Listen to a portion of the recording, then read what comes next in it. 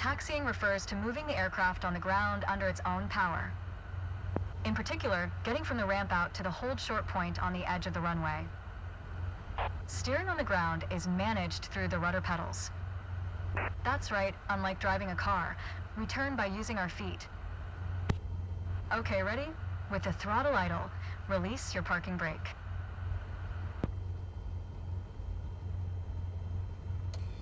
Okay. Now, gently increase throttle to get the aircraft moving.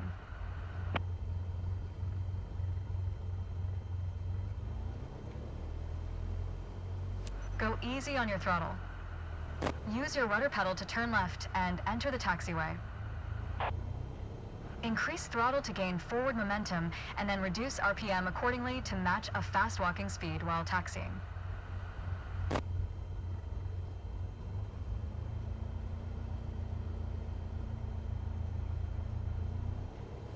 Now, test the brakes.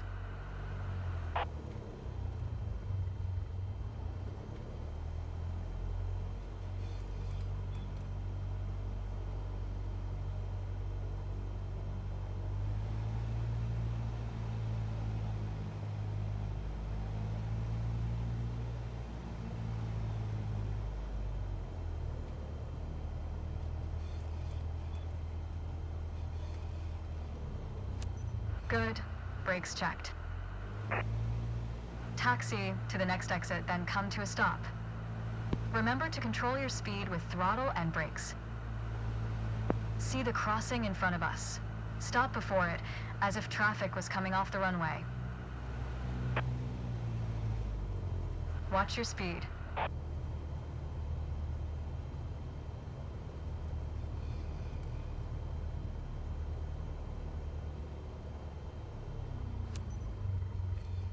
All right, taxi to holding point Alpha 1 next. It's at the far end of the airport, near the head of runway 21. Stay as close as possible to the taxiway center, marked by the yellow line, and watch your speed.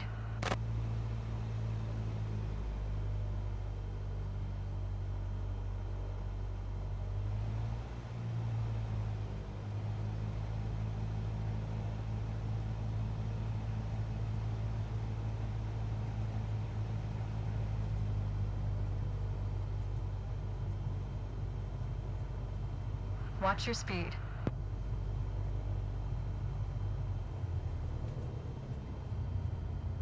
Watch your speed.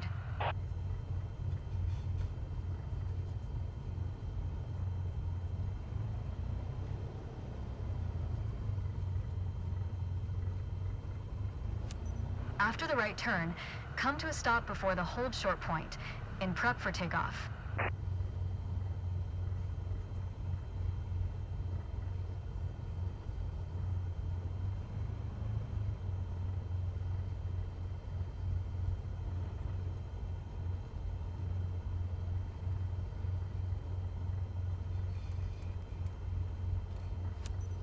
You've mastered that lesson.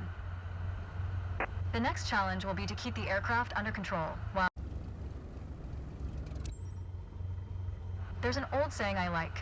A mile of road will take you a mile. A mile of runway will take you anywhere. Taking off isn't hard, but there are a few key points to remember. First, we always take off into the wind, which won't be an issue on a calm day like today. Second, before we enter a runway, we always make sure it's clear. Check to the right to see if a vehicle is on the runway, and to the left to make sure no other planes are approaching.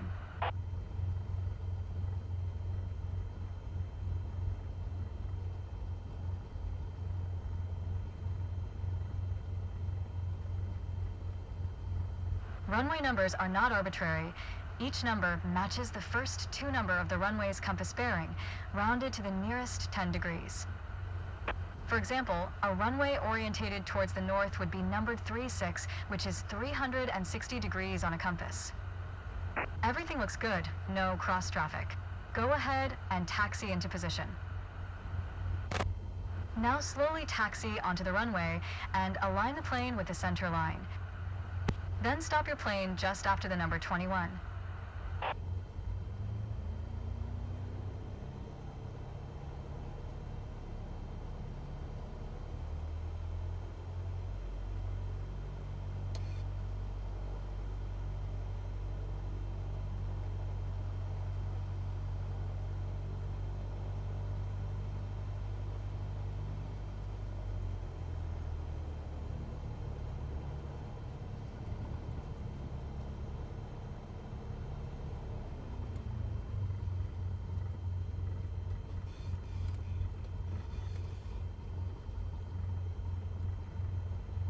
Excellent. All right, let's do this. Apply full power, and I'll walk you through the takeoff as we go.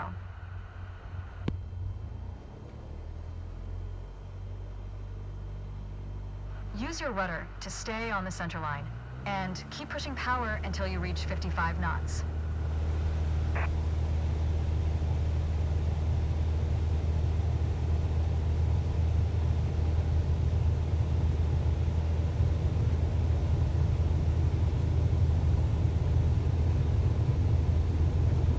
Good. Now, gently pull back on the yoke.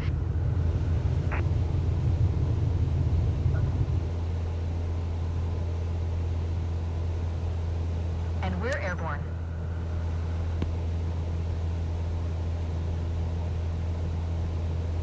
Line up the top of your instrument panel so it's a couple of inches above the horizon. That'll pitch us up and set a good climb altitude.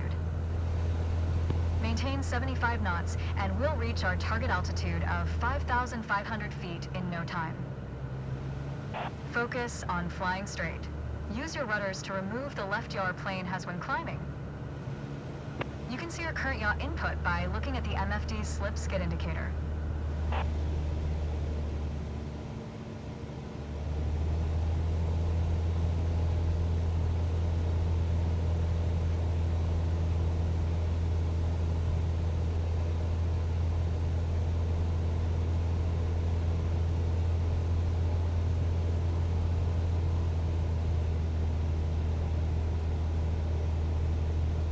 Maintain 75 knots and climb to 5,500 feet.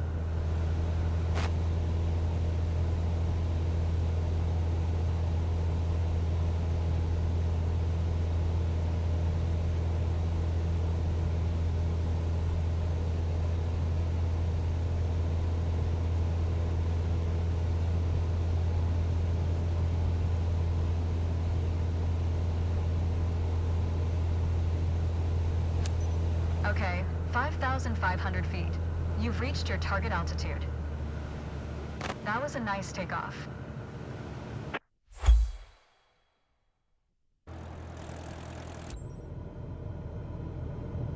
For this landing exercise, I want you to focus on the yoke only.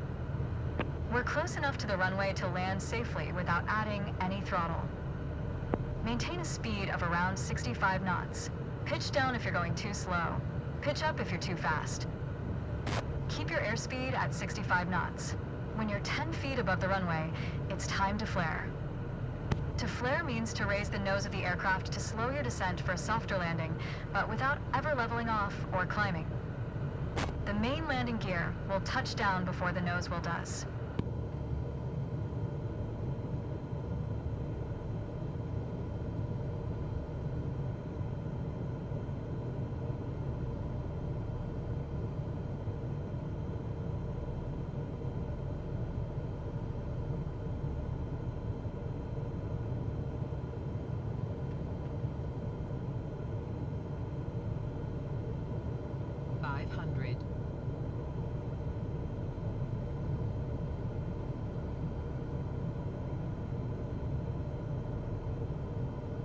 We're coming up on flare height. Resist the temptation to pull back. Now, focus on the end of the runway and pull back slightly on the yoke to aim the nose just above it. Nice. Now, apply the brakes progressively to slow us down and bring the plane to a stop. Use rudder pedals to stay on the center line. That was excellent.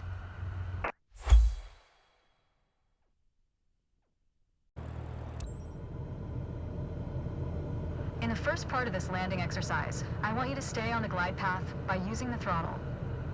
You can make small corrections with the yoke to stay aligned with the runway. Smooth action on the throttle is key for remaining on the correct glide path. If you find yourself too high, reduce your power. If you're too low, increase it. Remember though, always make soft corrections. You don't want to overcompensate. Now you can use the elevator to land.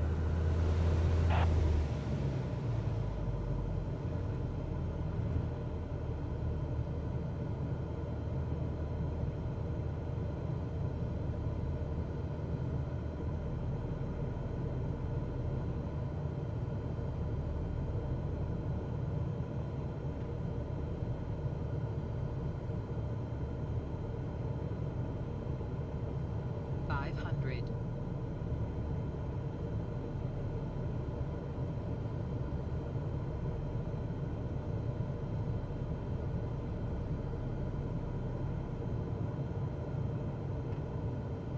Reduce throttle to idle.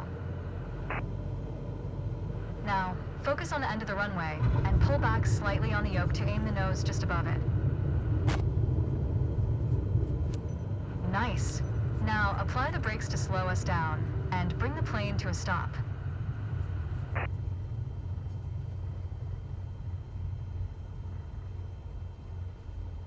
That was excellent.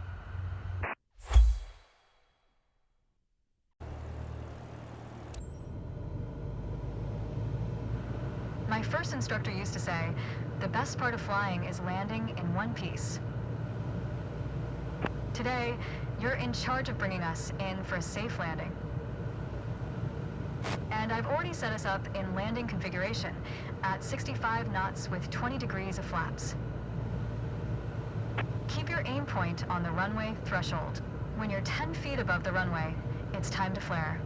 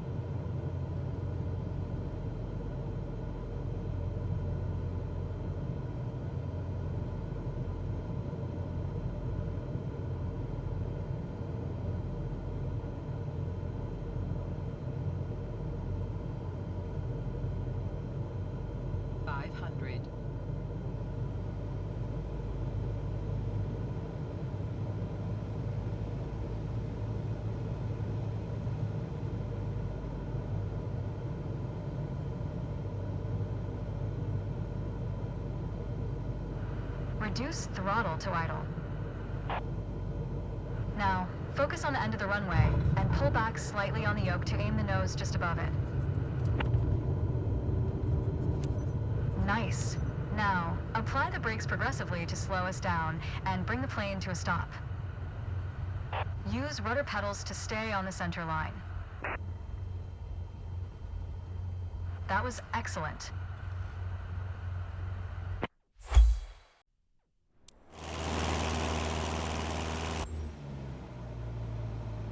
Okay, we're currently flying on the downwind leg, at the standard traffic pattern altitude of 6,000 feet.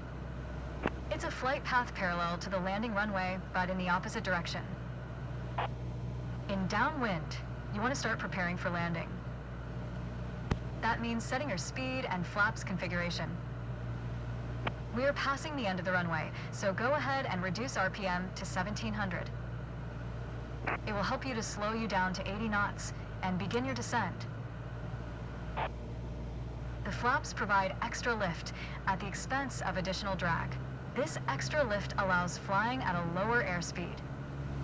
Flaps allow for smoother and shorter landings. Go ahead and extend 10 degrees of flaps, all while maintaining current speed. We will turn to the base leg when the end of the runway is at a 45-degree angle behind us.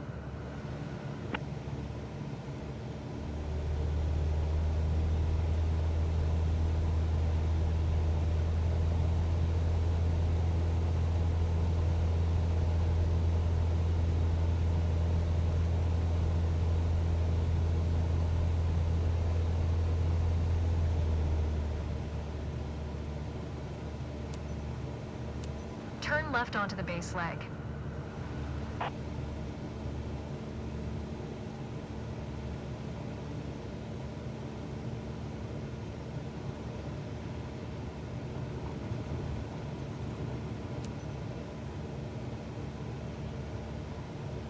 Try to keep our speed around 75 knots. Keep an eye on the runway as we get ready for our final turn.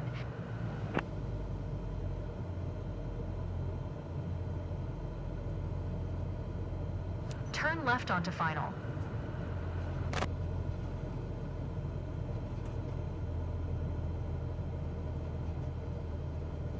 Make your left turn onto final.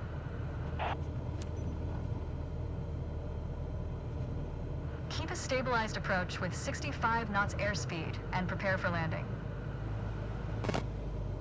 Use throttle and flaps as required to adjust the glide slope.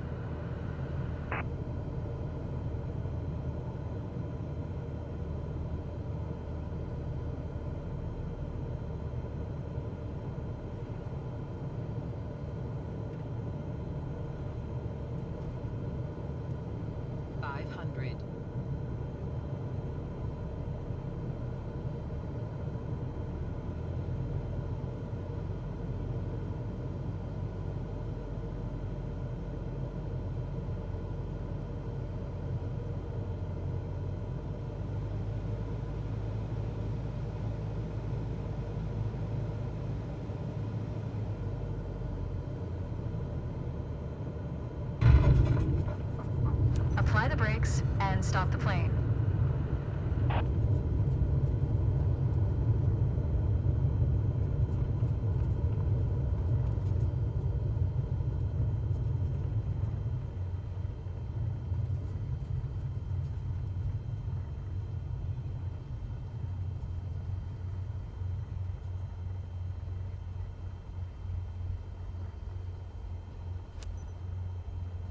That was a perfect traffic pattern execution. Well done.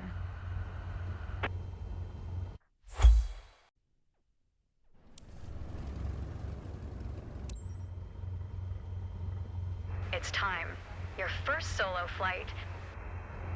I'll be watching from the ground, in radio contact if you need me, but something tells me you won't.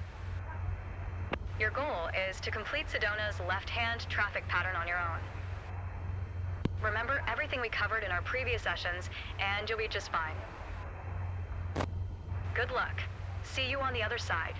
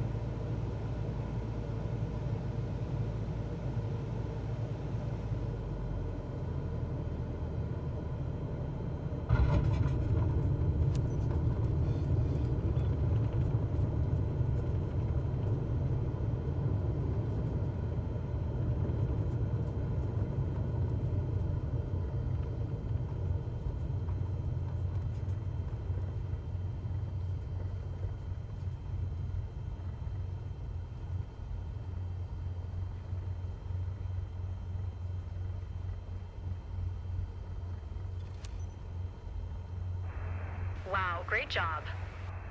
You're on your way to becoming one hell of a pilot.